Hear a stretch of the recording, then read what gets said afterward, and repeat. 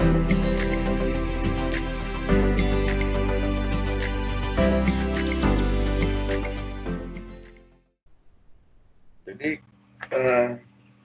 kelas B ya, kelas B ada satu kelompok yang bagus. Ada dua pun, itu sudah dapat bahannya. Jadi kalau saya perlihatkan ini dia.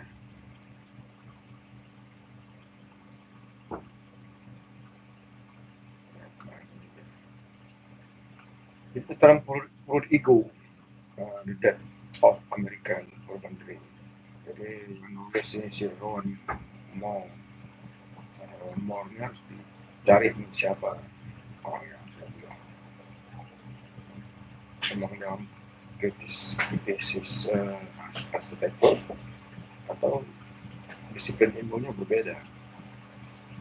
Atau disiplin ilmu berbeda, tapi dia memang memperdalam kritik arsitektur. Nah, di sini memang kelihatan dari kritiknya dia orang modern. Makanya dikonfirmasi dulu, dia orang modern atau orang apa? Sepertinya orang modern, karena dia bilang World Ego ini sebenarnya bagus desainnya. Nah, bagus desainnya. Nah, tapi kalau dia orang postmodern, dia bilang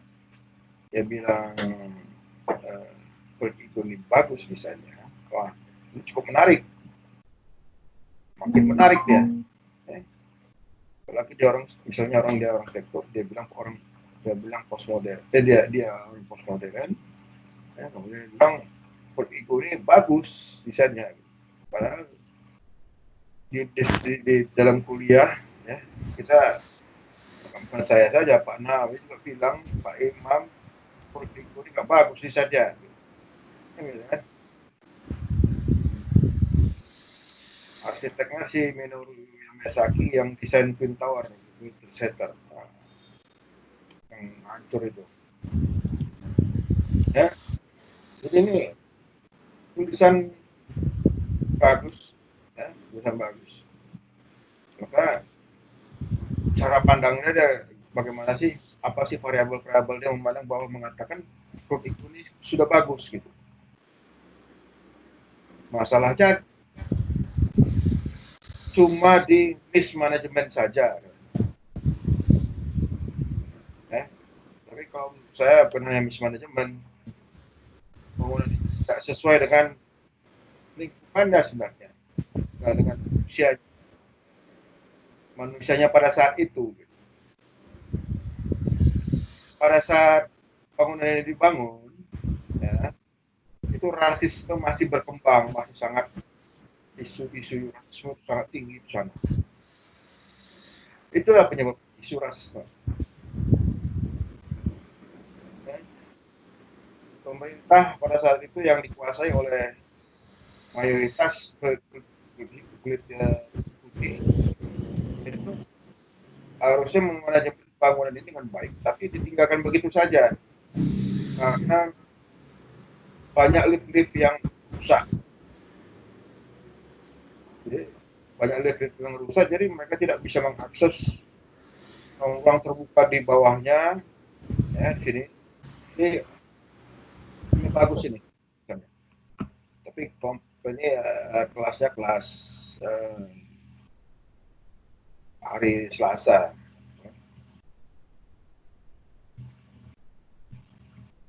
Gitulah kira-kira.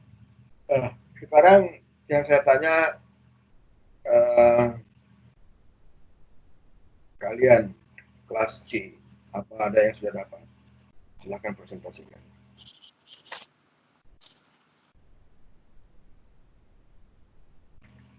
Belum ada yang balas, Pak.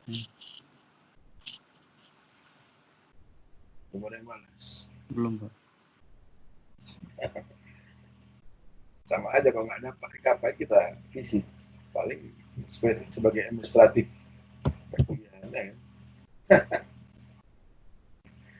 Ada, emang sulit ini tugas, ya.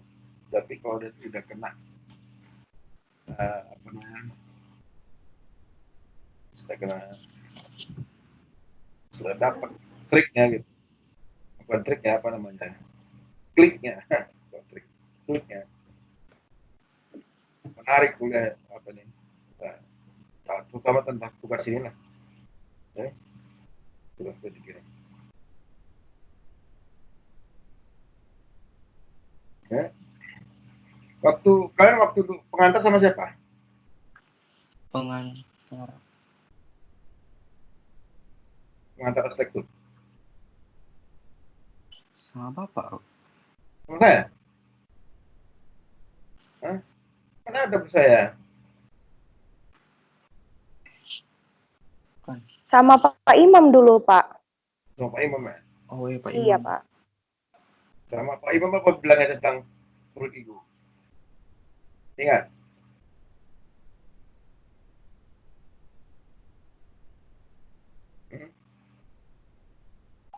Enggak Pak. Enggak lah. Atau di buku apalah, di buku pengantar arsitektur karangan siapa tuh? Apa katanya tentang perut ego?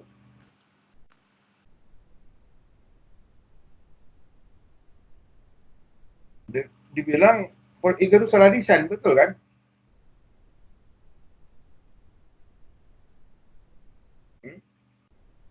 Dia bilang perut ego itu salah desain.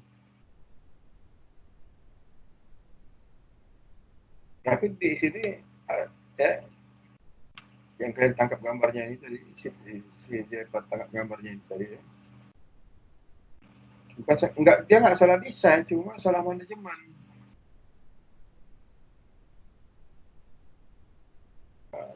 Ada dua pendapat yang berbeda, ya, yang kita juga harus teliti, ya, kita harus cermati. Kok bisa terjadi perbedaan seperti itu pendapatnya? Ya, ada dua pandangan. Nah, orang kritik gitu ya, kalau orang profesinya kritik itu udah bisa memandang dari segala sisi. Nah, gitu. Makanya kan saya bilang tadi, kalau si Mortad itu orang postmodern, dia mengomentari desain, dia orang postmodern, tapi dia mengomentari desain modern dan dia katakan desainnya bagus. Wah, ini cukup menarik. Kalau dia orang modern, dia komentari desain modern, dia bilang bagus, itu kita bisa jadi curiga. Gitu. Curiganya kenapa? Ya mungkin karena dia modern, terlalu dia banggain modern dia itu, atau dia melekat dengan modern itu ya, itu dia bilang bagus, seperti penilaiannya belum tentu jernih. Gitu. Karena ada orang Batak yang bilang jelek kan gitu kan. Nah,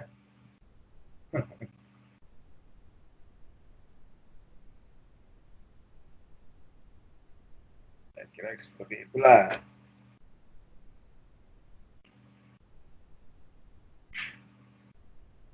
Nah, saya harapkan kalian itu juga bisa dapat bahan sumber-sumber untuk bahan kritik itu tadi, seperti yang dicari oleh kelompok kelas B ya. Nah, sampai sekarang belum ada.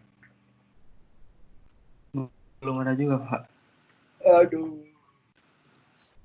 Mungkin beberapa mungkin masih belum mengerti gitu Pak ya, apa yang mau dikritik gitu Pak ya.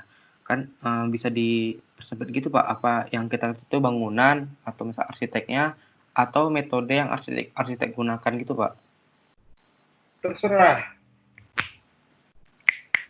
Yang penting terkait dengan arsitektur. Oh, begitu Pak ya. Itu kan tadi contohnya saya berikan.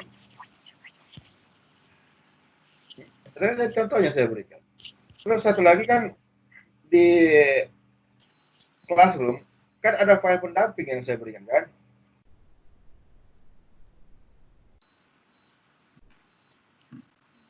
Ada nggak? Ada Pak. Salura dengan confusion ini Pak. Jadi kalau kalian baca buku tulisan Salura, dia mengkritik bangunan yang sudah jadi. Apa itu bangunannya?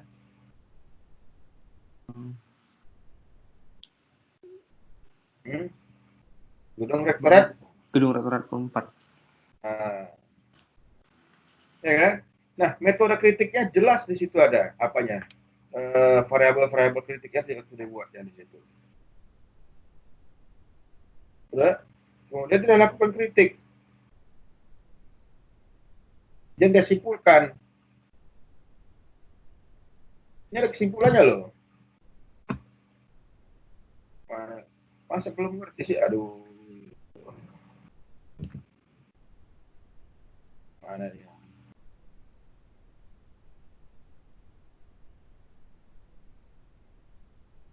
Bentar ya.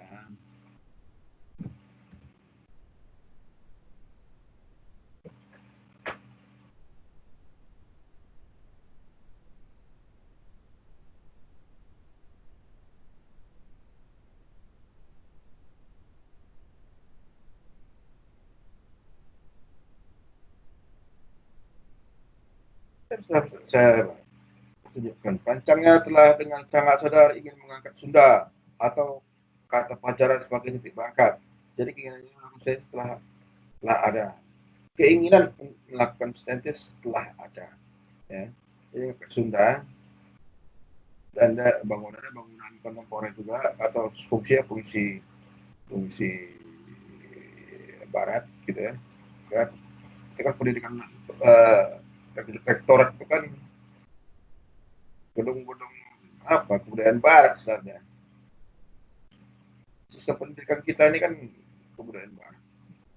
Bahkan sekolah arsitektur itu kebudayaan barat itu. Oke. Jadi keinginan untuk melakukan sintesis sudah ada dengan mengangkat Sunda. Jadi ada Sunda, ada pendidikan di sintetisnya. Nah, namun sintetis yang ada masih bersifat abstrak sehingga tidak terjadi yang namanya interaksi sosial. Sosial. Hasil kritik dia. Ya, hasil kritik dia.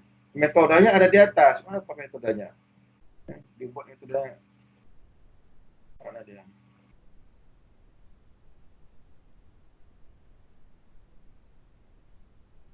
Nah, ini dah. Ada alam dan tradisi budaya dan dihitamkannya. Inilah dia sintesis yang dia punya. Alam, tradisi budaya. Ini yang di sebelah kiri, sebelah kanan. Ya. Ya. Yang ini sebenarnya apa namanya? Variabel universal, istilahnya variabel merancang yang biasa. Yang ini variabel dari lokalitasnya. Dia sintetiskan, analisis. Ya kan? Dari di situ dia analisis ulang gitu, semacam dia kita melakukan proses perancangan, tapi dia melakukan ulang dengan variabel-variabel yang ditelitinya. Ya, kalau konteks lokal apa sih? Berarti kan kalau konteks lokal yang ada di suatu kawasan itu alam dan tradisi budaya. Ya kan? Itu konteks lokal ya. Kalau kasus studinya apa? Ya, standar perancangan. Jarak, 3 dimensi, pelingkup struktur, pelingkup non-struktur, ruang, ornamen, dan nilai standar. Ya kan, itu kan standar sudah tahu kan, di laganya tetap antara atau di seramunya konteks lokal dan standar perancangan ya, dia bikin kesimpulan-kesimpulan dan akhirnya kesimpulan akhirnya seperti itu. Gampang aja. Makanya kan kalau ada bangunan modern yang dikritik seseorang, kan tinggal cari variabel modernnya, kalian nilai lagi bangunan itu.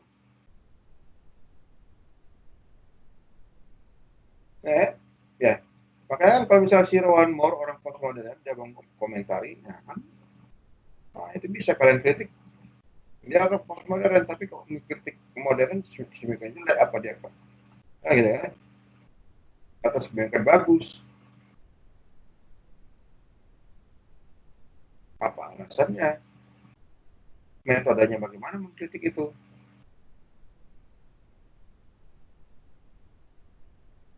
Udah ada paham?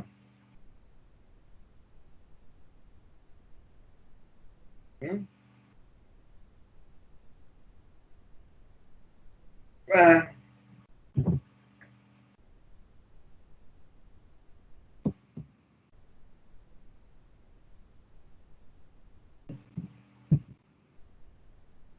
terima kasih Pak. Udah paham sih Pak? Iya Pak. Udah paham? Eh, Belum juga? sudah sedikit paham Pak. Waduh.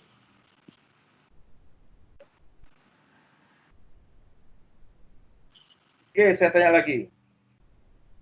Ini sudah 18 orang, ya, hampir setengah. Nah, sudah lagi saya bisa. Oke, sudah 18 orang. Dari 18 orang ini ada nggak yang sudah dapat bahannya?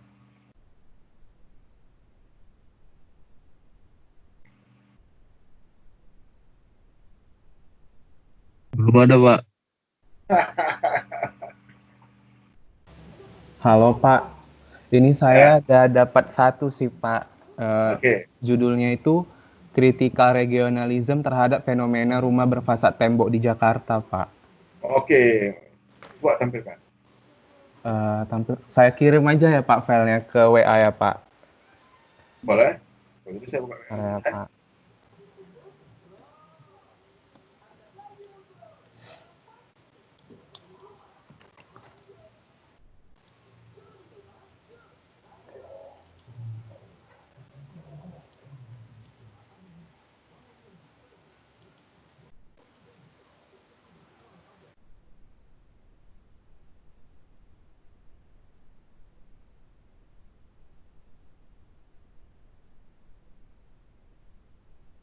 Ntar ya Pak, itu lagi ngirim Pak.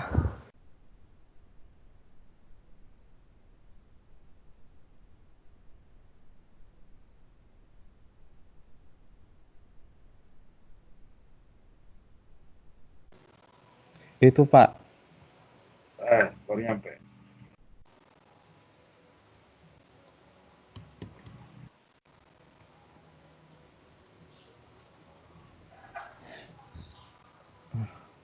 Nah, kita downloadnya.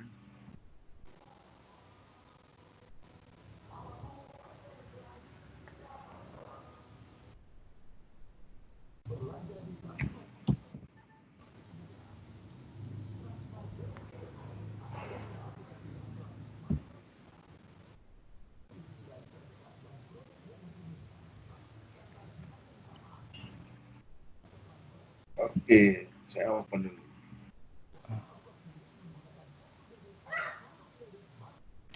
Coba kira.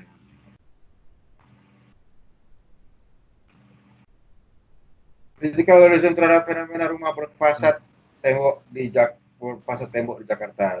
Oke, ya. Iya Pak. Angga Adi Tianto ini siapa? Apa Pak, dari UI Pak? Ya, siapa dia? Dia itu apa Pak? Skripsinya Pak. Oh, skripsinya. Berarti dia mahasiswa S1 ya? S1 atau S2 Pak? Katanya kayaknya S2 sih Pak.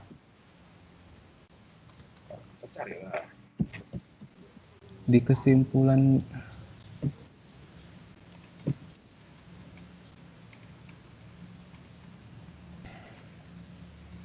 Secure pula Angga. Aduh, secure. Di remove ini ada bacaan secure ya. Nanti di remove aja secure-nya. Atau bisa juga, bentar ya. Remove secure PDF.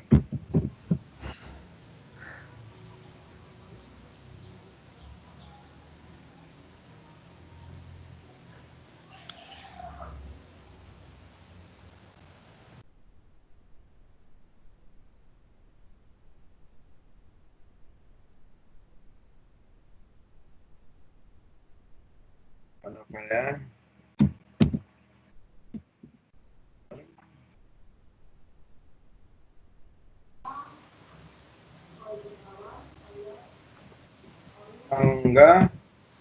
Anggito ya. Angga Adityanto, Pak. Angga Adityanto.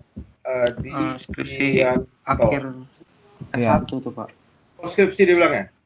Iya, Oh, skrip. Iya, Pak. Oh, sudah.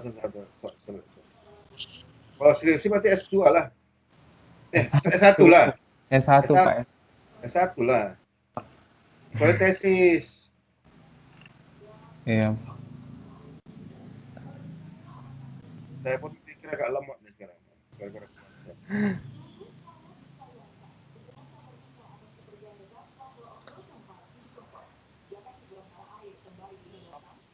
Karena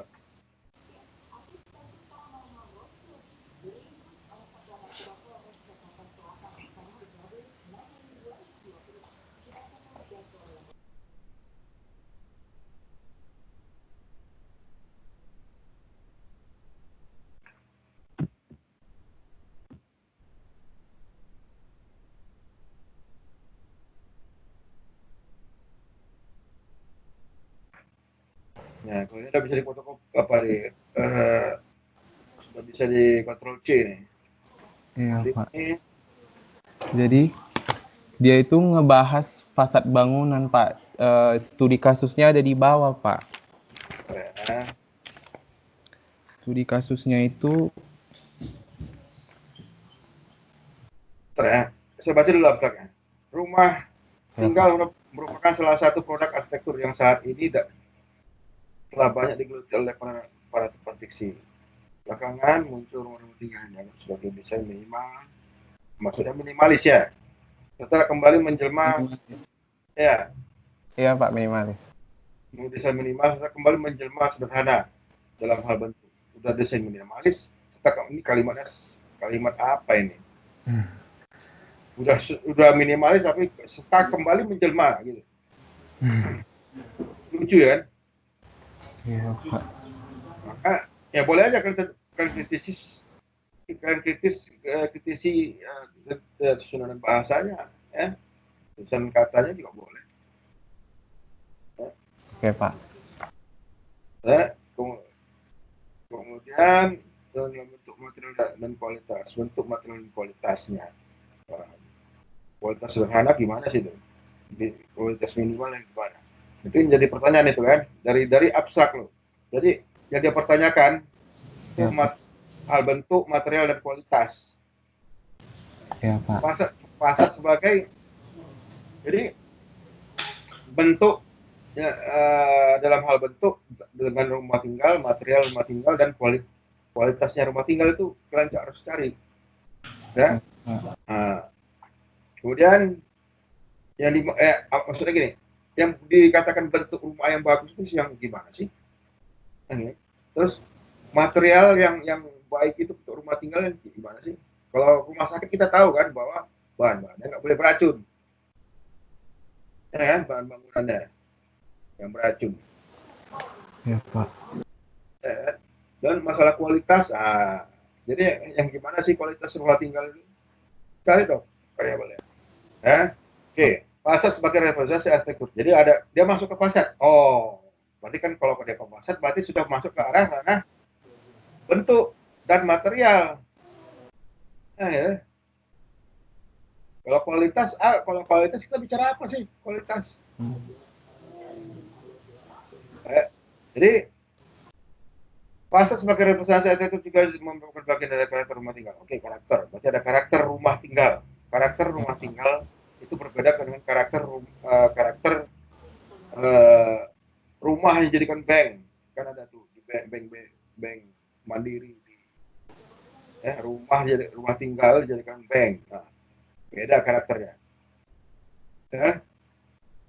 Skripsi ini merupakan studi sekaligus berperan sebagai kritik arsitektur mengungkapkan fenomena rancangan oleh dinding. Nah, jadi dia sudah menjudge ya kan, rancangan fasad rumah tinggal didominasi oleh dinding. Ya, itu. Berarti dinding masif mungkin maksudnya. Ya. terkait dengan desain minimalis tadi. Nah, mungkin di masif saja. Ya ini baru dari abstraknya saja. Ya. Tujuannya adalah untuk mengetahui apa yang melatar belakangi pemikiran yang menggali kesadaran itu, ya, sehingga hingga menghasilkan desain tersebut.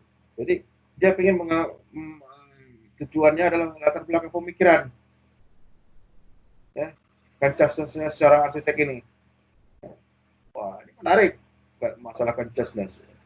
Ya. Yaitu Heidegger, ya, Husserl, dan Buddha tentang kritisisme itu, tentang kesadaran. Pendapatnya si Rasmussen. Terdapat 2 rumah yang dijadikan bahan sebagai kasus kemudian dia tinjau dengan teori critical regionalism. Iya, Pak. Sementara kita sudah buat kan variable regionalism pada kuliah regionalism. Ya. Nggak ngambil arsitektur regional saya, Pak. Belum Yang ngambil. kawan-kawan yang lain nggak ada? Yang lain nggak tahu, Pak. Saya tanya. Iya. Kamu minta sama orang. Saya juga enggak, Pak. Iya, Pak, ya. Kawan kalian juga satu angkatan. Minta bahasnya, ya. Jadi di situ kami sudah buat variabel critical regionalism. Nah, itu kan pakai. Ya, Pak, nanti kan? saya minta, Pak. Ya, kemudian di situ ada fasad. Ya. Apa critical regionalism itu juga membicarakan fasad yang baik. Nah, gimana ya fasad yang baik itu?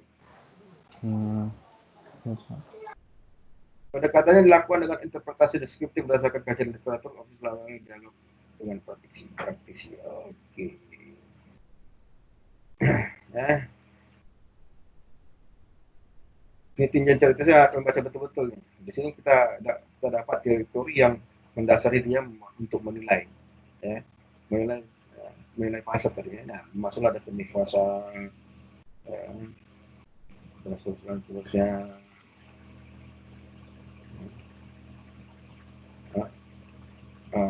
Iya, apa di Ricis terdapat 3 poin utama penting karakter. Tadi kan karakter rumah kan? Karakter. Ya. Jadi dari sini kalian akan dapat variabel fasad dia untuk nilai fasad dan karakter. Nah, di dalam fasad ada karakter sih. Ya. Oke, terus Pak Zucker, oke. Gitu. Ya, simplifikasi. Nah, ini dia. Jadi,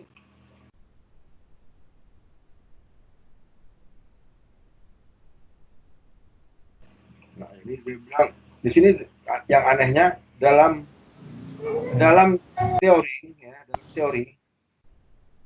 dalam teori di sini dia sudah muncul kesimpulannya. Ini salah nih. Iya, Pak. Terus dia, Pak, nggak ngejelasin sebelumnya ketika regionalisme itu kenapa gitu, Pak, konsepnya itu. Betul. Dijelasin. Ada nggak regionalisme itu di bawah itu? Nggak ada di teori.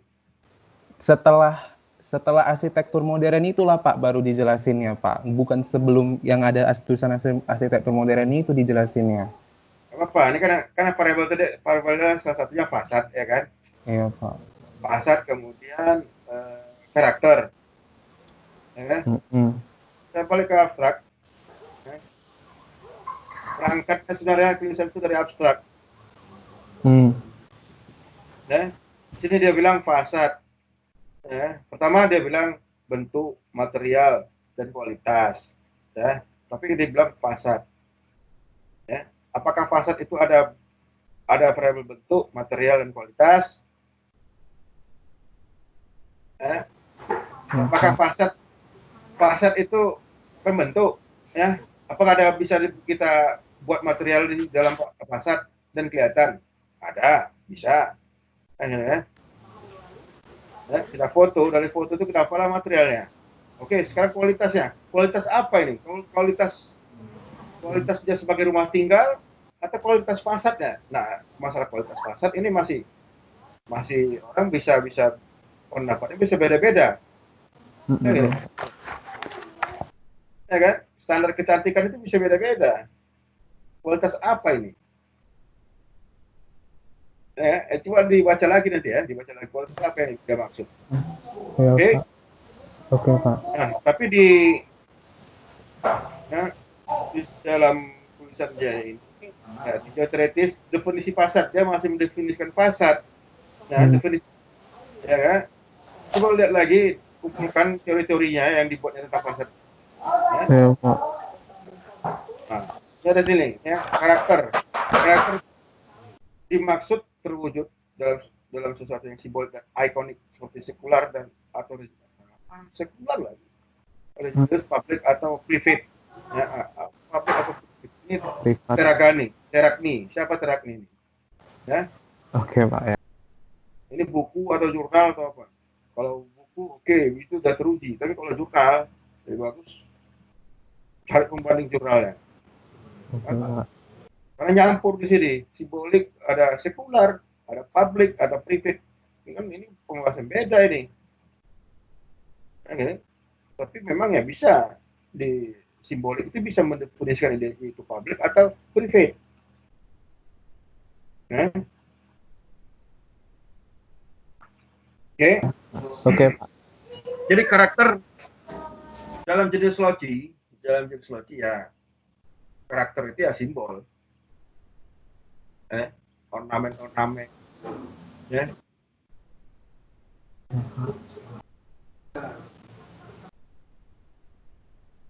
Oke.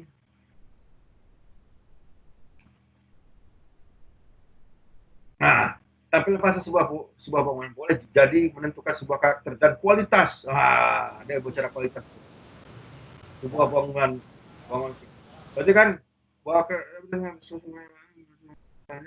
berdasarkan, oke, experience of appearance. Nah, jadi ada experience of appearance,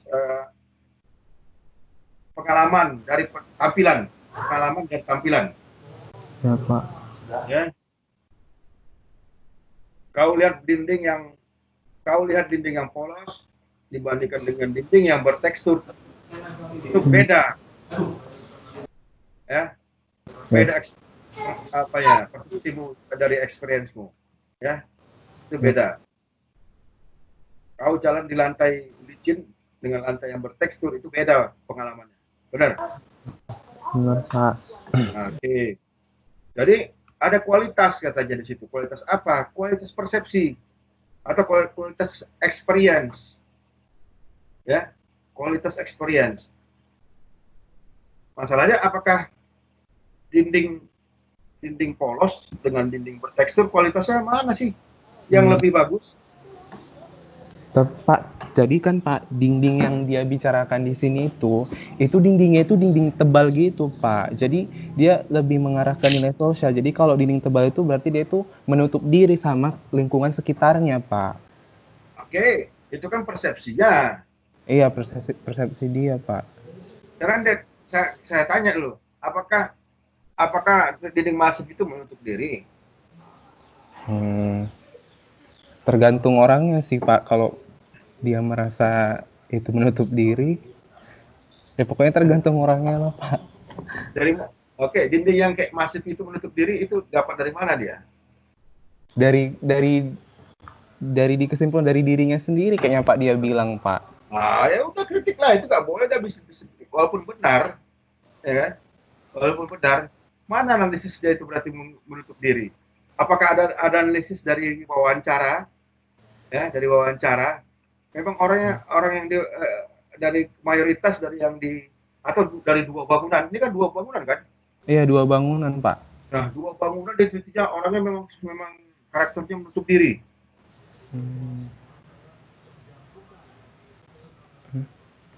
Padahal kesan saja bangunan itu menutup diri. Sekarang kan tidak. Misalnya ya. Ya, Pak.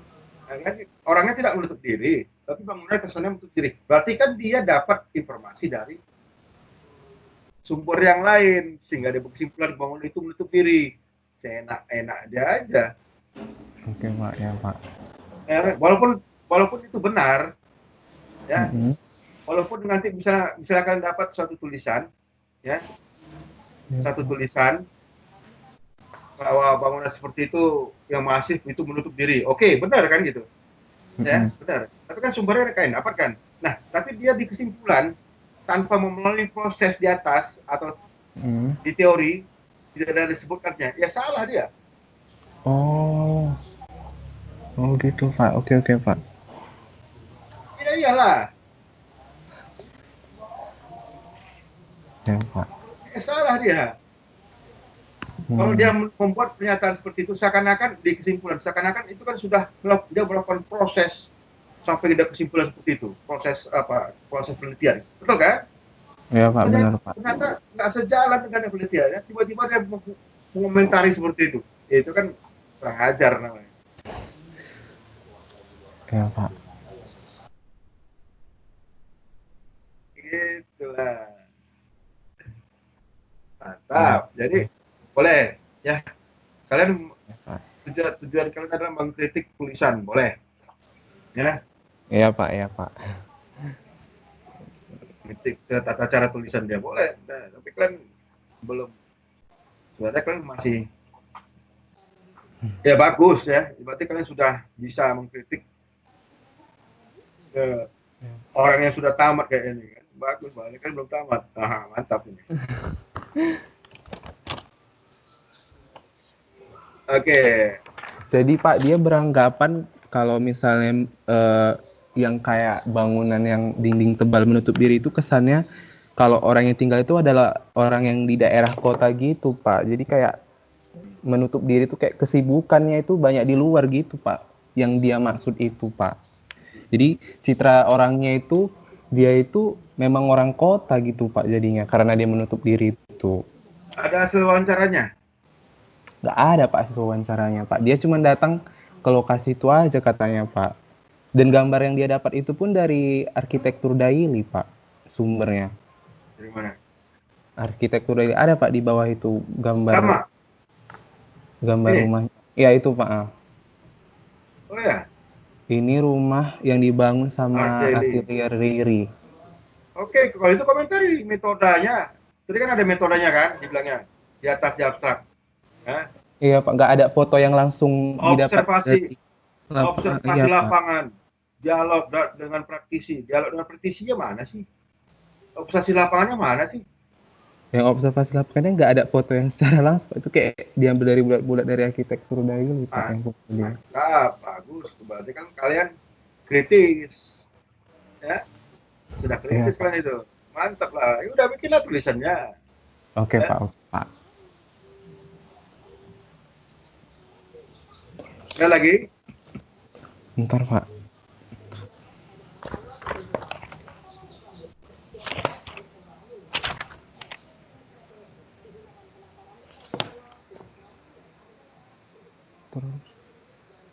Terus dia mengkaitkan sama isu berkendara Pak di Experiences of Appearances Pak di bagian bawah kalau nggak salah itu Pak di halaman bentar ya Pak.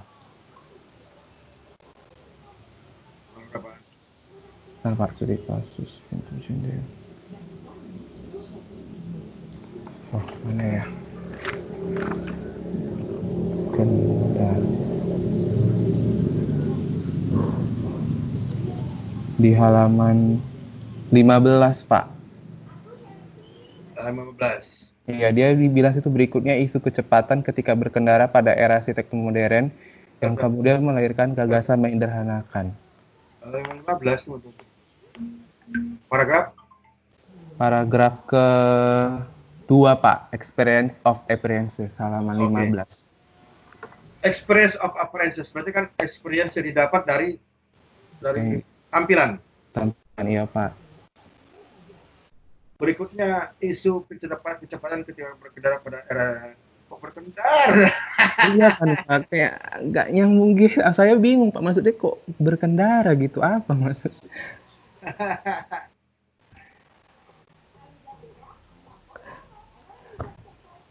Jadi dia mengkaitkan sama simplifikasi pada human scale katanya Pak, mempermudah mata manusia untuk mengenali bentuk. Oke. Oke, di bagian akhirnya itu, Pak. oke, mungkin gini.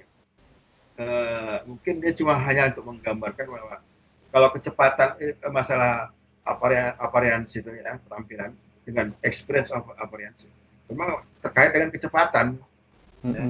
Tapi ngapain dia ngomong berkendara di sini ya, gitu. Lucu memang terkait dengan kecepatan.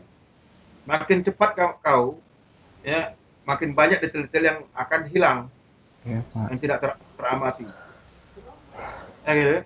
Ya, Pak. Itu ada teorinya ya. Harusnya bicara tentang experience of appearance ini di bagian ini masih bagian teori ya. Udah mengarah ke sebelum kesimpulan tuh, Pak. Ke pembahasannya itu, Pak. Pak, harusnya ini sorongnya ke teori dulu. Kalau ini Iya, Pak.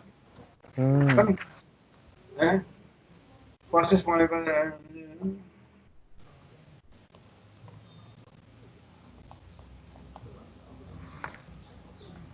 Jadi dua rumahnya itu di perumahan, Pak. Yang dua kasus itu. iya, iya. 2 rumah atau 2 perumahan? 2 rumah di komplek perumahan, Pak. Ya bisa jadi ya 2 rumah di komplek perumahan bisa jadi tipikal sama. Ya. Bolehlah, nggak masalah. Ya. Tapi kalau karakter orangnya nggak bisa diumumkan. Ya, maksudnya digeneralisir karakter orang yang tinggal di dalamnya tidak bisa digeneralisir. Tapi karakter rumah pada satu perumahan yang diambil itu boleh aja, ya boleh saja. Iya, Pak. Karena tidak jadi generalisir. Tapi masalahnya diambil dari mana? Ars Daily. Iya, Ars Daily fotonya, Pak. Tapi foto lapangannya nggak ada. Makanya komentari aja.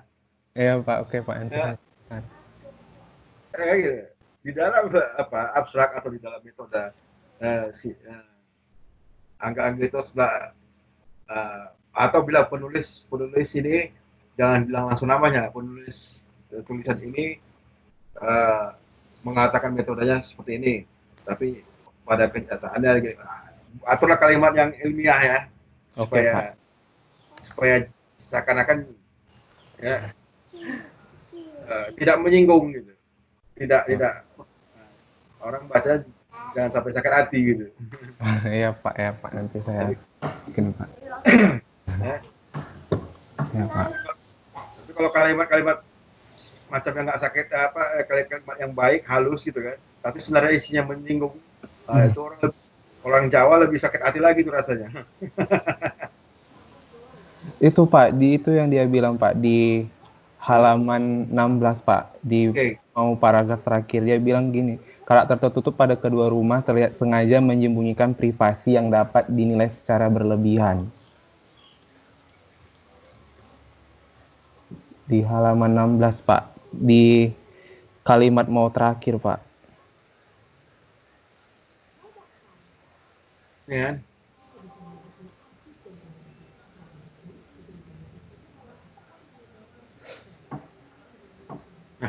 Ini bukan kritik perancangnya siapa? Ada diwawancaranya perancangnya?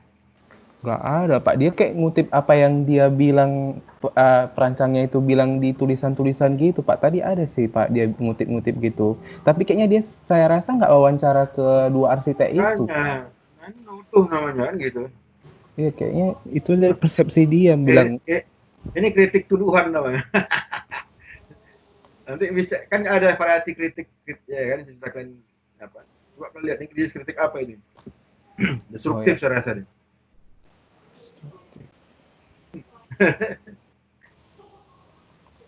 Ya kan dia tidak bicara dengan perancangnya, tapi dia langsung kritik perancangnya. Harusnya dia kritik bangunannya bukan perancangnya. Dia bicara tentang kesadaran diri. Kita kan dibutuhkan kesadaran diri yang tinggi dari masing-masing perancang. Permasalahan, apakah dia sudah mengkritik pakai variable regionalism? Nggak ada.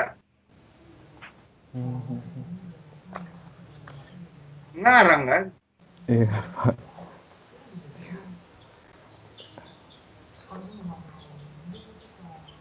Oke. Terus Oke. di teori ada dia bahas tentang critical. Tadi ada saya lihat dia bicara tentang Kenneth Frampton, gitu ya. Hmm. Itu Cuman dikaji lagi. Cuman sekilas saja sih Pak dia bilang. Tapi saya bandingkan ada juga sih Pak, saya dapat satu lagi yang dia memang betulan bahas critical regionalism itu memang berurut Pak. Tentang kasus yang sama. Beda Pak kasusnya. Dia juga. Enggak, beda lagi Pak, bukan dia. Tapi di situ saya dapat apa itu konsep awal dari critical regionalism Pak. Ya. Jadi critical regionalism itu lahir karena akibat Perang Dunia Kedua katanya Pak. Jadi orang lebih mau yang akibat dari ekonomi kapitalis, gaya klasik Barat itu mulai ditinggalkan katanya Pak. Jadi digantikanlah dengan bangunan bergaya arsitektur modern sebagai simbol industrialisme katanya Pak. Itu pun salah. Kita ke regionalisme bukan seperti itu. Oke, Tidak, Pak. regionalisme itu adalah kebosanan timbul karena kebosanan terhadap modern. Kebosanan terhadap modern. Oke Pak. Ya, itu postmodern critical regionalism. Makanya nanti kau dapatkan bahannya dari temanmu ya. Iya Pak, nanti saya minta Pak. Yang kelas sebelah Pak. Ini baru menarik. Jadi nalar kau jalan, nalar saya jalan, kita berdiskusi berdialektika. Kayak gitu kuliah harusnya. Oke, lanjut. Iya Pak. Jadi, oke, saya rasa udah jelas kamu ya, apa yang mau dikerjakan. Udah Pak, udah jelas Pak. Mantap. Kalau gitu, kalau ada pertanyaan nanti ajukan aja nanti secara pribadi atau di grup ya. Oke Pak, iya Pak. Oke, sekarang yang lain gimana? Kelompok lain?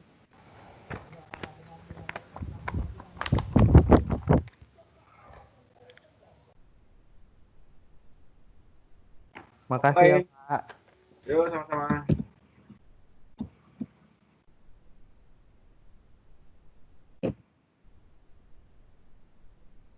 Yang lain?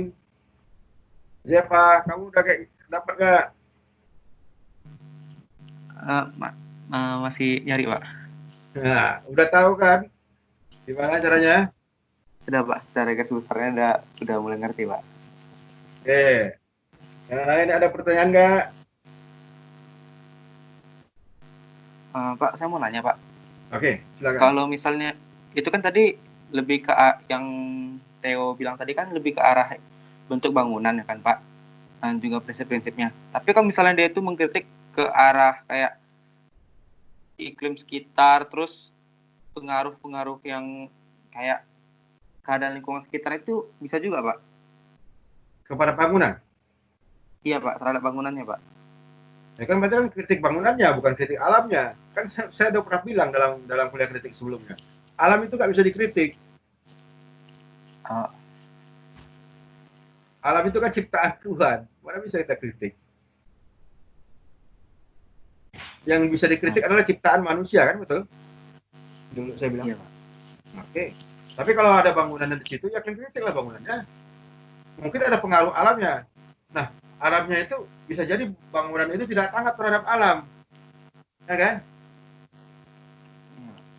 Nah, cara berpikirnya seperti itu.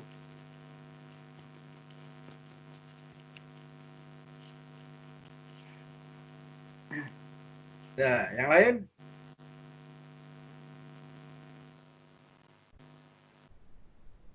Ayo, yang lain ada dapat bahan tulisannya yang untuk bisa yang untuk kalian kritik. Pak, saya mau nanya, ini saya ada dapat kritik gitu kan, tapi dia bukan tentang satu bangunan, fokus ke satu bangunan gitu Pak, tapi dia judulnya di sini bilang kritik fenomena double skin facades menggunakan material aluminium composite material pada bangunan di Indonesia berdasarkan teori The Eyes of Skin Juhani Plasma. Nah, tapi dia di sini isinya itu kritiknya terhadap penggunaan material itu Pak, tapi dia ada dikasihnya studi kasus dari bangunan-bangunan gitu. Bisa nggak Pak dipakai? Coba tampilkan. Apa saya kirim di WA aja ya Pak? Boleh. Makanya dibaca dulu, harusnya kamu baca isinya. Ada sih, dia isinya itu banyak kontra-kontra dia terhadap pemakaian apa secondary skin itu kan Pak.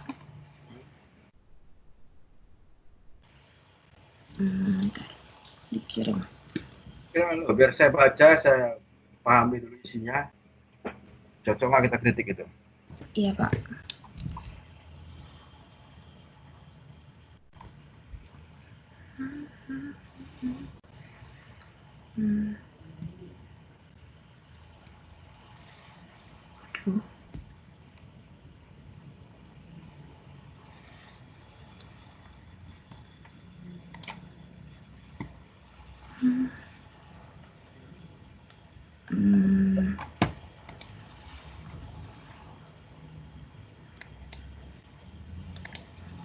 Dokumen. Halo. Mari.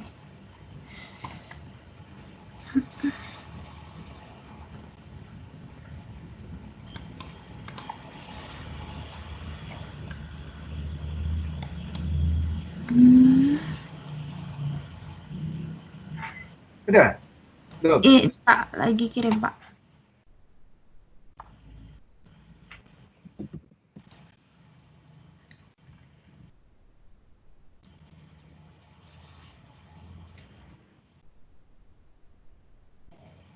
Udah Pak, di WA. Oh, IPBLI ya? Tulisan IPBLI.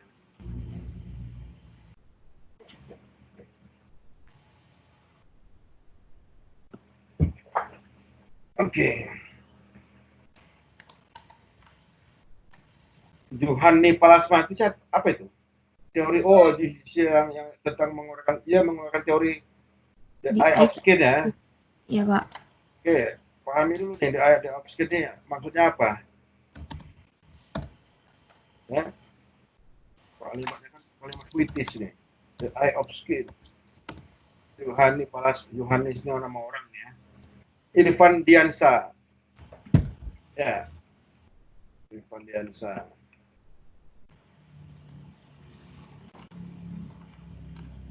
Siapa Irfan Diansa ini? Dia itu buat tesis di ini Pak, S2 SAPPK ITB. Oke, dia keluarkan tesis. Kira-kira ada nggak atau ada kaitannya dengan tulisannya itu atau seminar dia ini? Dia di sini bilang dia menguraikan poin-poinnya itu di sub-sub judul gitu kan Pak. Terus ada yang dia bilang ini, wabah penggunaan ACM di Indonesia, bentuk lain dari kritik okular sentrism atau gimmick to kritik okular sentrism.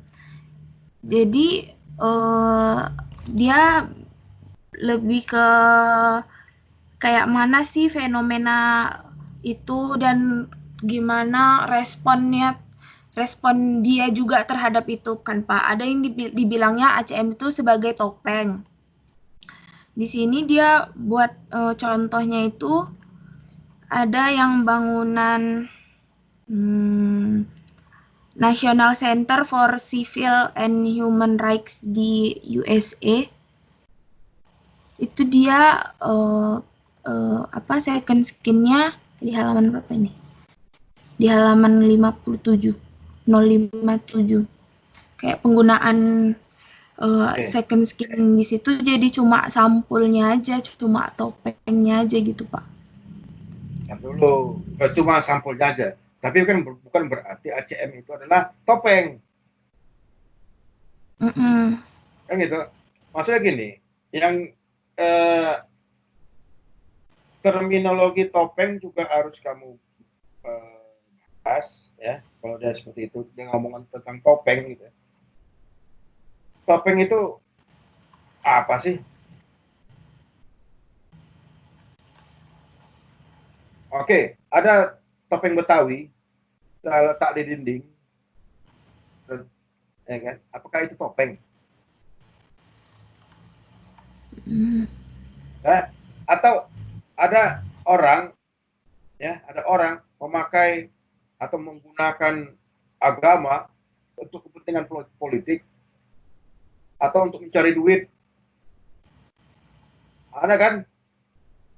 Oh, apa istilahnya umroh, ya, bisnis umroh, wah lengkap lah untuk agama segala macam, ya kan? Tapi akhirnya dana masyarakat untuk umroh itu hilang semua. Kan dia pakai agama itu sebagai topeng, tapi apakah agama itu topeng? Ya kan? Nah, ini tadi ACM. Memang ACM itu benda, ya kan? Apakah ACM itu memang topeng? Di sini dia buat pengertian topeng itu, Pak, memanipulasi terhadap objek yang sudah dimanipulasi sebelumnya gitu, Pak, katanya. Oke, terus? Terus dibilangnya ini merupakan tindakan mengemulsi suatu karya menjadi karya yang lain, katanya, Pak. Dia di sini ada buat contoh dari bangunan di Sumatera Utara itu ada gedung GKN Sumut, Pak. Yang dulunya dia udah material kaca, habis itu setelah material kaca itu udah ada second skin lagi, tapi dibuat second skin lagi sama dia dari ACM itu. Oke, memanipulasi. Oke, berarti sebagai topeng gitu ya. Apakah dia kecam habis-habisan topeng ini? Dia bilang ACM sudah dijadikan sebagai pembungkus keseluruhan wajah bangunan. Dinding asli beserta double skin fasad sebelumnya tidak terlihat lagi. Lalu dia juga bilang nggak hanya kontranisme sih Pak. Terus dia bilang juga ada pendapat bahwa sebenarnya yang gedung keuangan negara yang di Medan ini juga yang di Sumut itu yang udah ditaruh second skin itu bisa disebut juga motif penyegaran wajah katanya. Motif penyegaran wajah depan bangunan serta mempertahankan identitas keseragaman bangunan antara instansi yang terletak di provinsi. Oke. Nah, ini kan ya. Ini orang modern ini. Pasti orang modern. Ya, dia bilang karya itu yang menggunakan selubung ACM penuh dengan tipuan. Apa yang ditipunya? Apakah bangunan itu bisa menipu? Enggak. Yang menipu kan orangnya. Jadi dibuat bangunan yang lama menjadi kelihatan baru, tapi bentuk aslinya tidak seperti itu. Ya kan? Bangunannya tidak menipu. Meskipun orangnya yang membuat satu trik jadi seakan baru, tapi ya bentuknya berubah. Iya. Ya kan? Masalahnya kalau bangunan lama diperbaiki dan dibagusin lagi, apa itu bisa menjual? Atau itu kualitas bangunannya jadi juga tetap bagus? Belum tentu juga.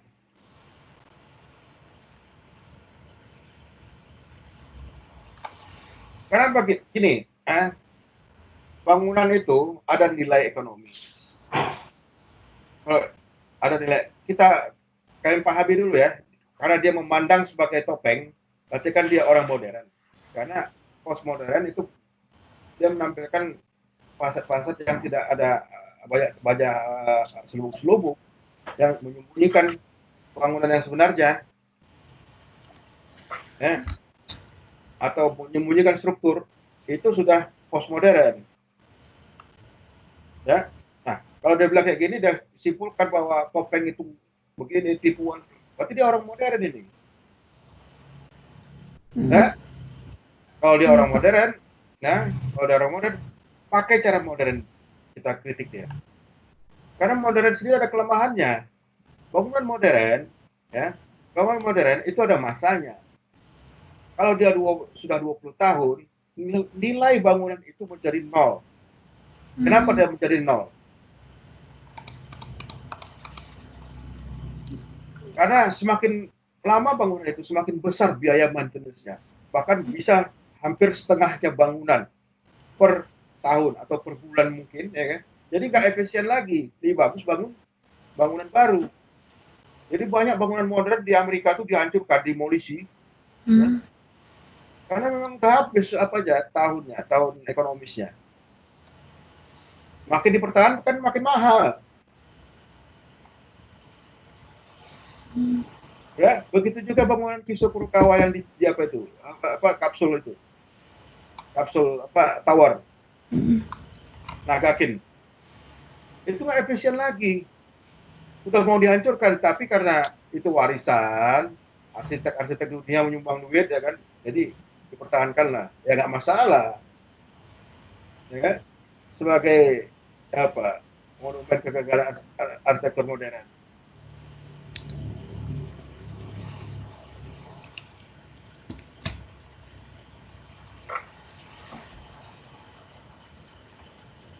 Kan gitu.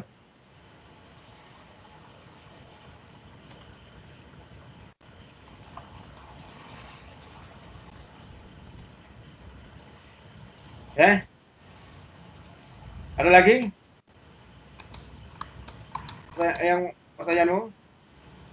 Jadi ini bisa kami kritik kan Pak apanya? Bisa, bisa lah. Oke Pak. Bisa kritik ini. Simpulnya sedikit kali ya. Biar saya baca dulu ya. Ini kok bicara karya arsitektur National Center. Nah, tipuan, ketidakjujuran arsitektur ini kan udah prinsip modern ya kan? Oke. Jadi orang modern pas ini karya arsitektur yang secara sipil gimana?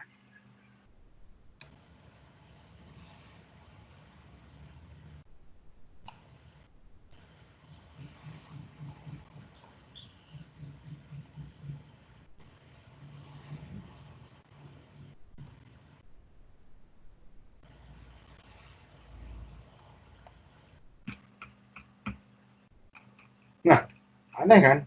Kata modern merupakan hasil ACM agar terlihat modern. ACM agar terlihat modern. Salah. Agar terlihat baru. Hasil dari proses nyaris Ini ya. Panduan mendesain fasad bangunan harus diseragamkan menggunakan ACM agar terlihat modern, katanya. Nah, agar terlihat segar, baru, atau apapun ya kan, bukan terlihat modern. Karena pun ada bangunan modern yang juga diselubungi juga dengan ACM. Yang dulunya ada bangunan modern didirikan, atau ginilah, bangunan di sepanjang apa itu bangunan modern semuanya di jalan apa tuh? Ahmad Yani, Kesawan. Oh iya. Ya kan? Kan modern semua itu. Terus tahun lama juga warisan dari Belanda. Habis itu dibungkus dengan ACM. Justru karena dibungkus di ACM ya jadinya postmodern.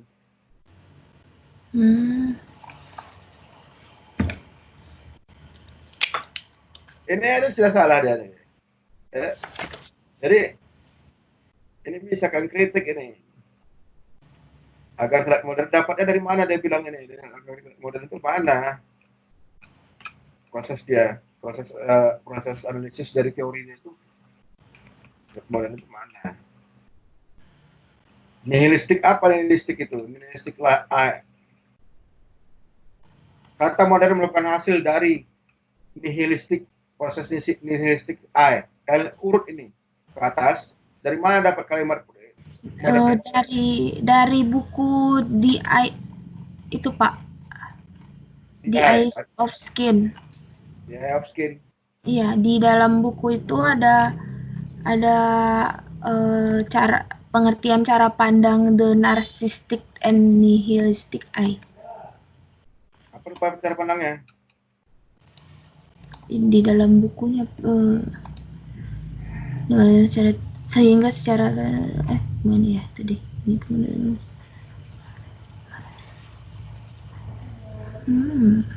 nggak dijelasinnya sih Pak di sini. Coba baca lagi tentang nihilistic eye. Mungkin ada variabel lain yang dilupakannya, atau terminologi nihilistic eye ini berbeda dengan yang kau pahami. Ini kan setelah dia baca nihilistic eye, kemudian dia pakai tools itu untuk menilai terhadap ACM. Ya, gitu. Apa kaitan ACM dengan nihilistic eye? Nah, gitu. ACM banyak menghilangkan, tengok di analisis di atasnya. Ya. Apakah itu menghilangkan detail-detail atau hanya membungkus? Saya nggak tahu nih. Ya. Kenapa dia mungkin ada indikator-indikator yang dikatakan nihilistic eye, ya, yang ada pada ACM, ya, ada pada ACM.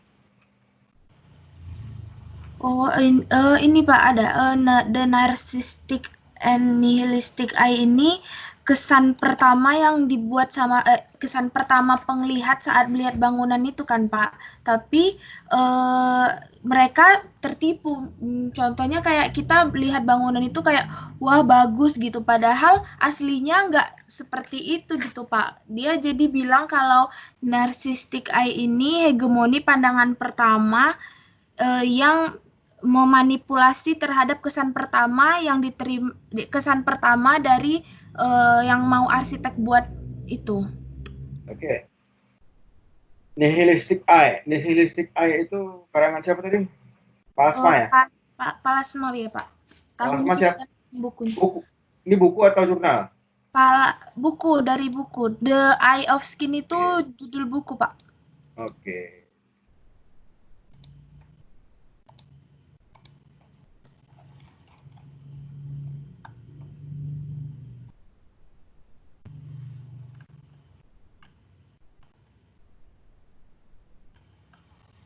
Punya tahun. Oke, mantap ini. Ya, coba ya. Proses ini yang disebut sebagai gimmick to kritik, popular centris. Apa maksudnya gimmick to kritik, popular centris? Coba di atas ya.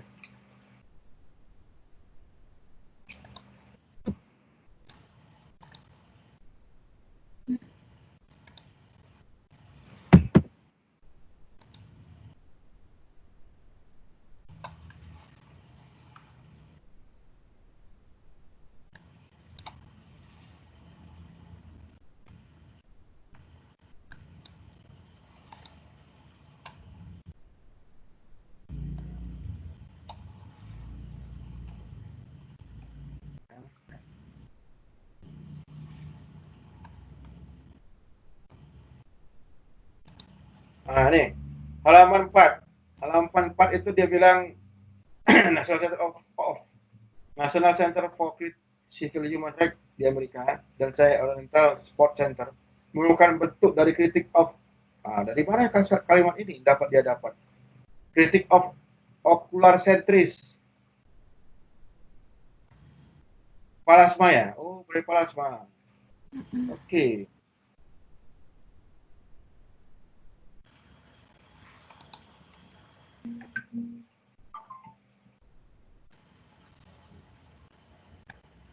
Berarti kritik ini adalah kritik responsif ini. Ya, kritik responsif. Oke.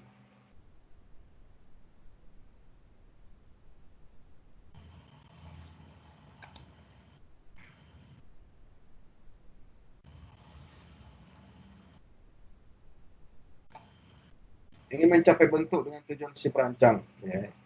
Ya.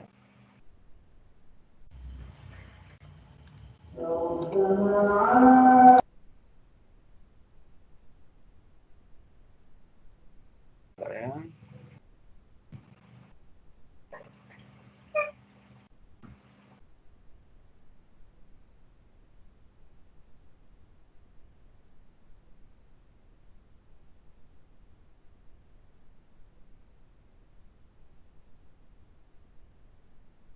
Apa okular?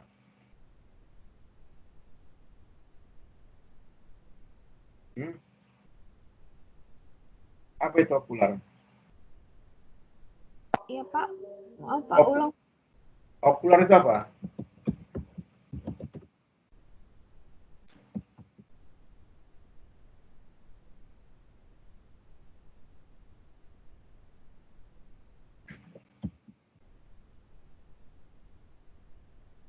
Okular itu terkait dengan mata.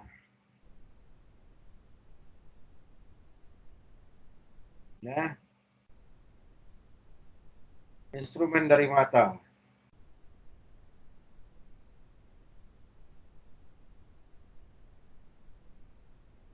Relating to eyes of mata dan penglihatan. Persip.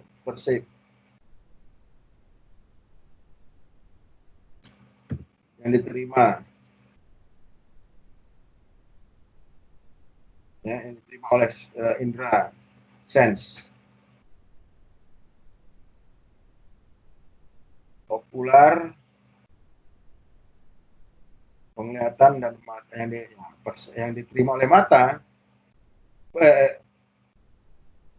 penerimaan oleh mata, perceived by, performed by, ya, yang di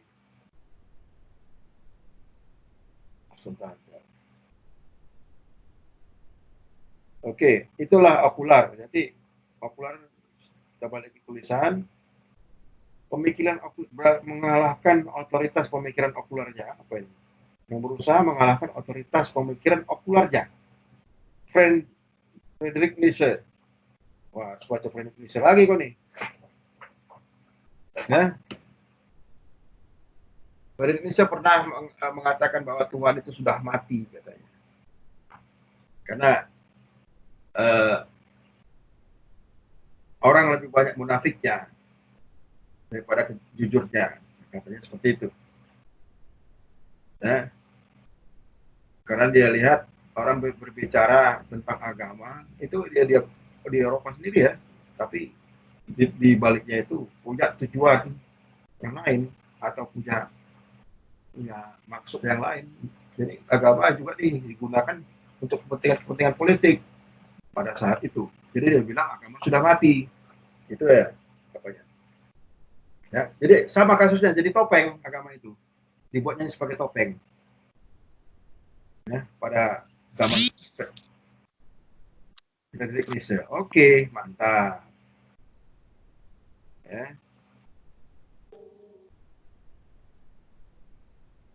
Anti okular muncul masih sebuah anti okular sentris dalam cara berpikir dan persepsi, yaitu cara memanipulasi sebuah karya arsitektur baik dalam bentuk ruang tekstur kesan, tidak harus terpusat indera penglihatan, tapi juga harus melibatkan indera penciuman. Oke, ini kajian consciousness ini, consciousness, Hassel, Heidegger, ya, dan Rasmussen, Palasma mendukung ini.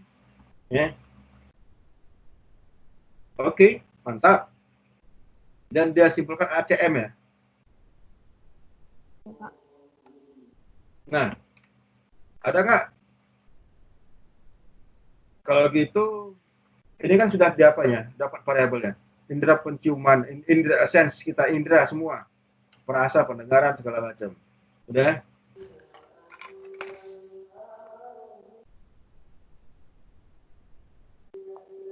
Apakah variabel yang didapatnya ini bisa dikenakan kepada ACM?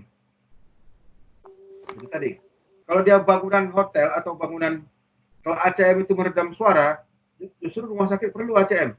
Ya gitu kan? Ya perlu ACM dong. Jangan dia bilang hanya topeng, tapi ya, tapi pada satu bangunan itu justru ACM itu diperlukan. Misalnya ya, ACM itu diperlukan. Sama dengan kasusnya, bangunan itu 20 tahun loh. Sudah habis atau 30 tahun sudah nol, diberi ACM, jadi baru lagi.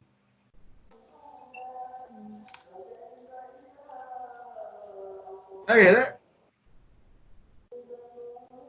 Dan itu lebih murah daripada mencat ulang. Atau ya kalau dicat ulang kan lama. Kalau ACM kan cepat itu pemasangannya kan. Oh dicat, waduh. Apalagi dipasangi keramik lagi, waduh. Ya bagus ACM, selesai. Nah gitu kan. Biayanya yang murah. Dia bangunannya, konteks bangunannya bangunan komersil. Ya nggak salah juga. Ya kan nggak salah juga. Jadi jangan sembarangan ya bilang tipuan. Maka saya bilang tadi kan agama dipakai sebagai topeng, nah gitu. Tapi apakah agama topeng? Tidak kan?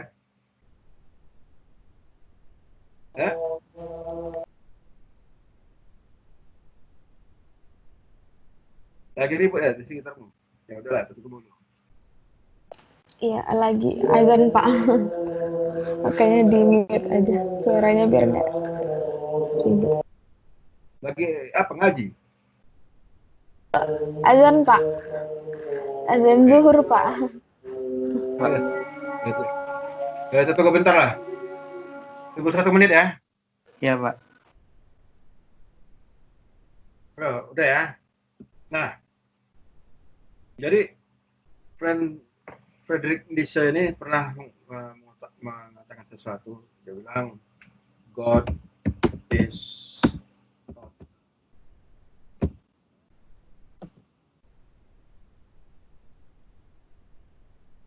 Ini dia. Ya. God is not. Tuhan sudah mati. Ya. Jadi yang mengatakan itu siapa? Friedrich Nietzsche. Dia melihat agama itu dipakai untuk macam-macam. Ya.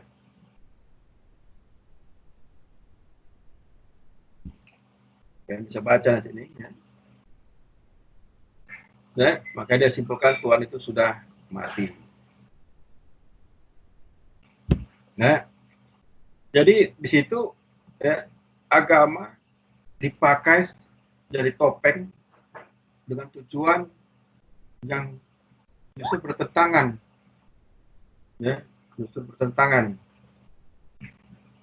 daripada agama itu sendiri. Udah? Ya.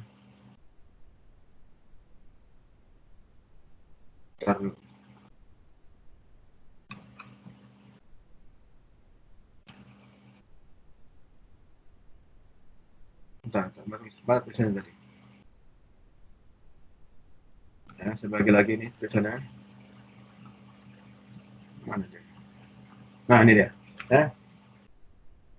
Jadi, apakah itu pemandangan okular? Apakah pemikiran okular? Oke, itu pemikiran, mungkin dia bilang itu sebagai pemikiran apa? Pemikiran permukaan. Ya.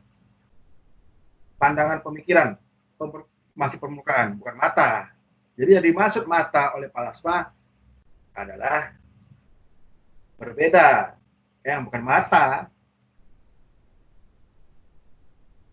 ya, atau yang dimaksud Friedrich Nietzsche, ya, yang pasti Friedrich Nietzsche itu bukan mata, tapi pemikiran yang dangkal,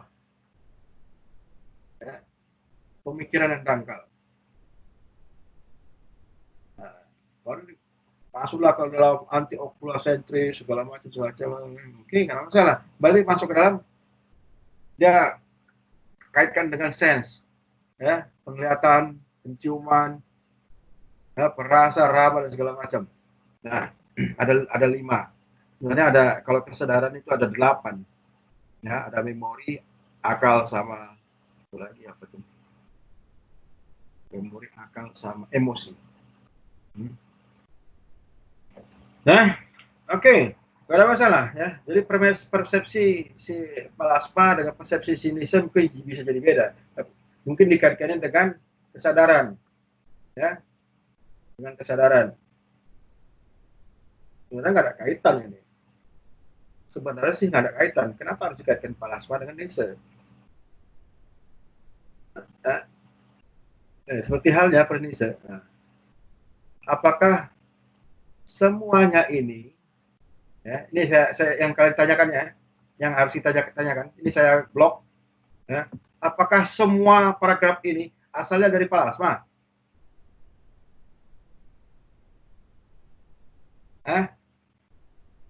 Mana siapa? Ya, iya Pak. Ini yang saya blok ini dari buku plasma semua nih. Dari yang di kutipannya di bawah itu dari plasma kan Pak? Iya. Apakah Iya. apakah satu paragraf ini plasma semua? Oh, tapi belum saya cek Pak. Coba cek. Apakah cuma ini saja?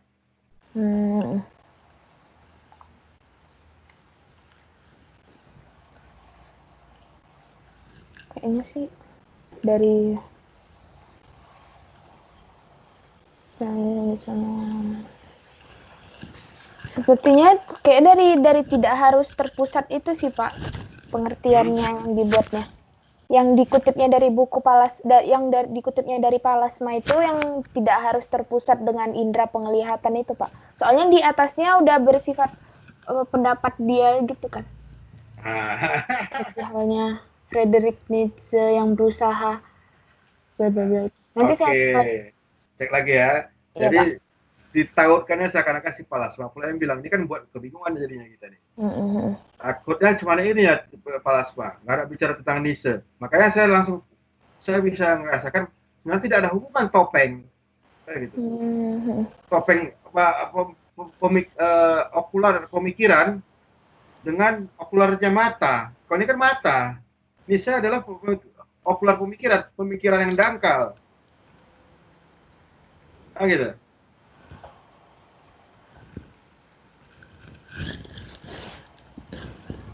Ya, sedang ini penglihatan mata, tidak harus penglihatan mata. Dikaitkannya dengan itu. Ini kan salah. Ini salah ini kalimatnya. Paragraf ini salah. Geria. Tapi ini bagus kalau kamu kritik, ya. Kalau bisa kau kritik ini kau hebat ini, ya. Pak. Karena mengkritik tulisan, mencari sumbernya, kau baca di sumbernya ada nggak dikatakan seperti itu lebih sulit loh. Tapi kalau bisa bagus, saya kasih nilai lebih. Oke Pak.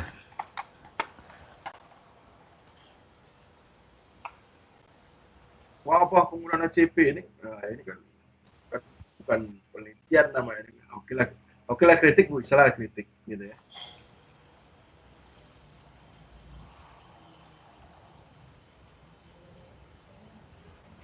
Tapi bukan hanya plasma ya, mungkin ditautkan dengan plasma. Ada nggak tentang okularisme tadi, okularisme apa? Okular sentrism. Ada nggak dibahas lagi di sini? Oleh siapa? Apa kaitannya masih plasma? Tidak.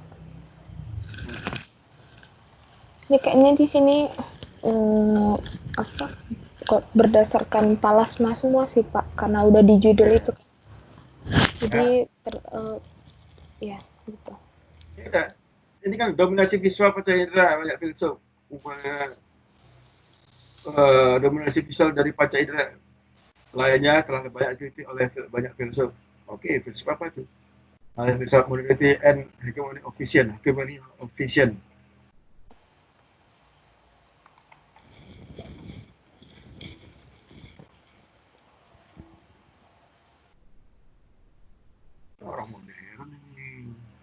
Ini orang modern ini. Dia pandangan modern ini. Kalau dia pandangan postmodern apa urusannya pakai ACM.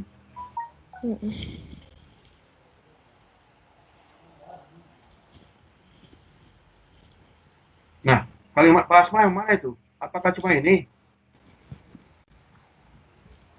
Apakah satu paragraf ini?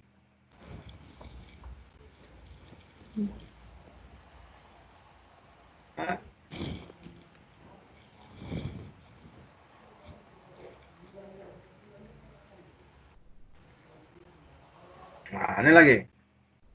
Kritik berarti bukan kritik responsif, ya. Kebalikan dari kritik okulosentrik merupakan kebalikan dari okulosentrik.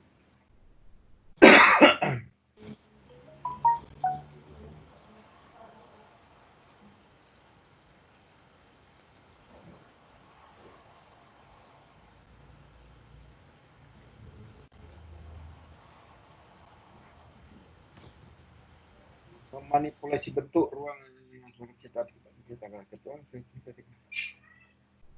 Oke, ini kan kalau dia ACM itu terkait dengan bentuk, ya. Mungkin juga ruang, dinding ruang dalam dilapisi dengan ACM, ya. Tapi tekstur dia miskin tekstur, ya, bikin tekstur. Masalah kesan dan suasana ini gimana dengan karakter ACM tadi? Ya. Kalau dia manipulasi bentuk, justru ACM sangat berhasil memanipulasi bentuk kan? Ya kan? Sangat berhasil.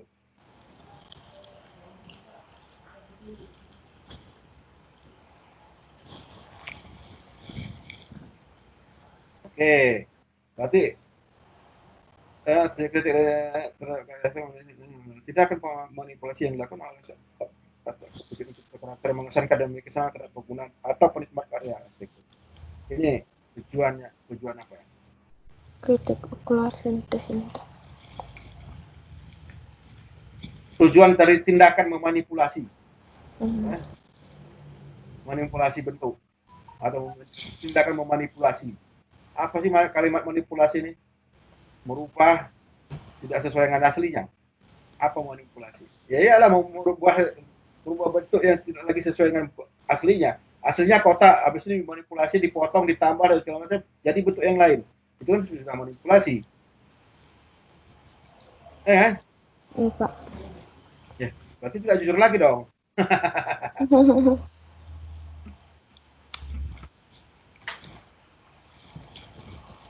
Hanya meniru karya satu yang telah dimanipulasi dan dimanipulasikan lagi. Oh, mantap. Ya, betul-betul.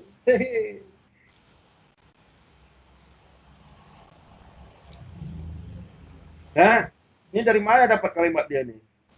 Ya, walaupun benar, ya, walaupun ini benar, tapi kan harus ada buktinya. Ada buktinya. Apa buktinya? Ya, bisa aja seorang peneliti itu mengambil tugas-tugas kalian atau tugas akhirnya, tugas akhirnya dia teliti, jadi ngambil bentuk lain ini, cuma dimanipulasi sedemikian rupa, ya, 50%, 80%. Dia berkesimpulan bahwa di pendidikan arsitektur juga seperti itu, meniru karya-karya arsitektur yang telah dimanipulasi dan untuk dimanipulasi kembali. Waduh. Kalau dalam ajarannya dia arsitektur usul namanya apa? Presiden. Ya kan? Betul. Dokumen, Pak. Yalah. Ancam nggak tahu aja. Jadi dari awal kan sudah diajarkan untuk mereferensi dari bangunan yang sudah dimanipulasi. Dimanipulasi. Ya kan? Iya, Pak. Nah, iya kan bilang, tapi kan saya baru kau. Saya perlu ambil survei sehingga kalian mengatakan iya semuanya, baru saya dapat bukti. Gitu loh.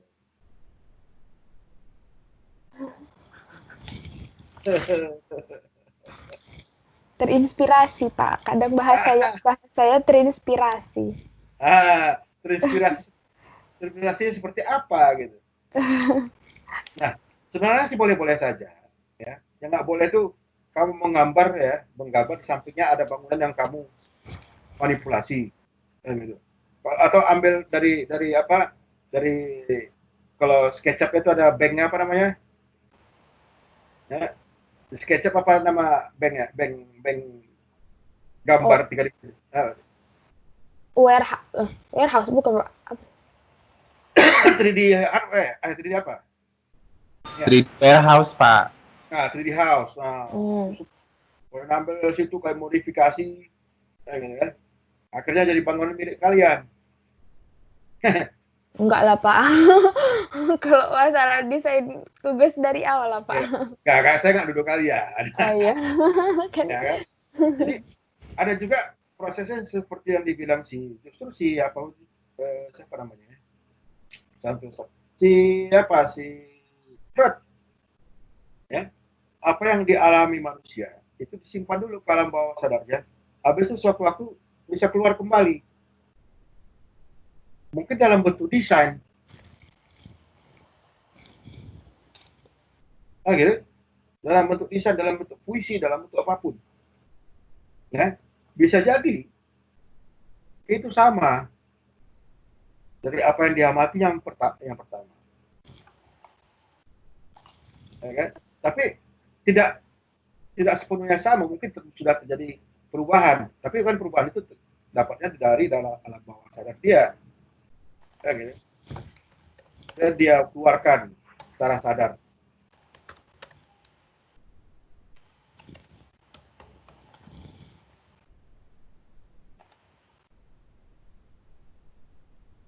Oke. Ini masih bisa dikritik ini. Ya. Mungkin kesana kan ada mungkin. Ya. Ini tidak ada datanya nih. Ini masih bisa kalian kritik. Ya. Udah kira-kira seperti itulah ya. Ini sudah jam berapa nih? Hampir jam 1.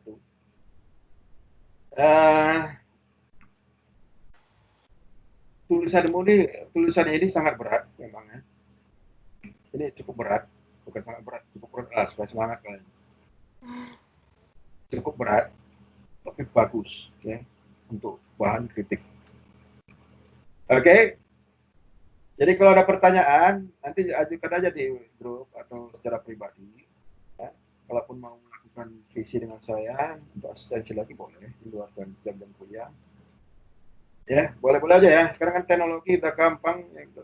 Saya pun mengizinkan kalian menghubungi saya untuk diskusi. Ya, nggak masalah ya. Terus satu lagi mungkin yang tugasnya akan saya undurkan.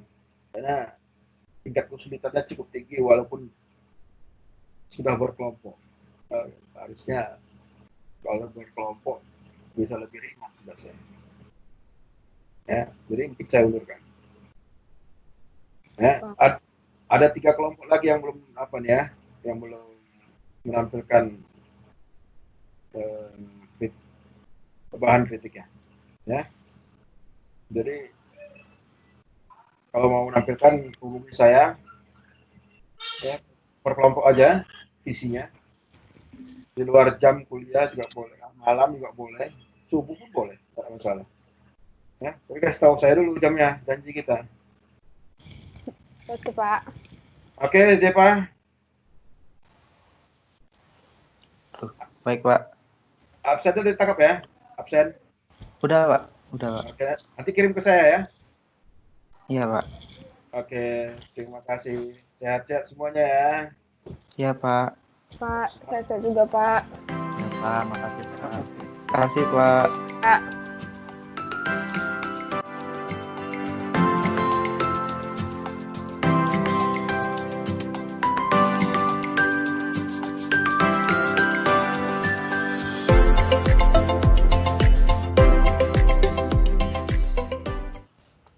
Oh, Pak. Minggu depan itu kelasnya hari apa ya, Pak?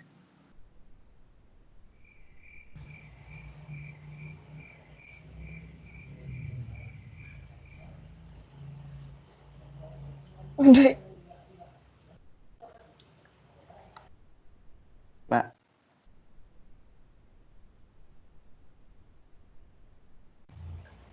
Kayaknya udah live nggak sih? Belum ya? Belum live. Ya coba dipanggil lagi deh kan. Pak.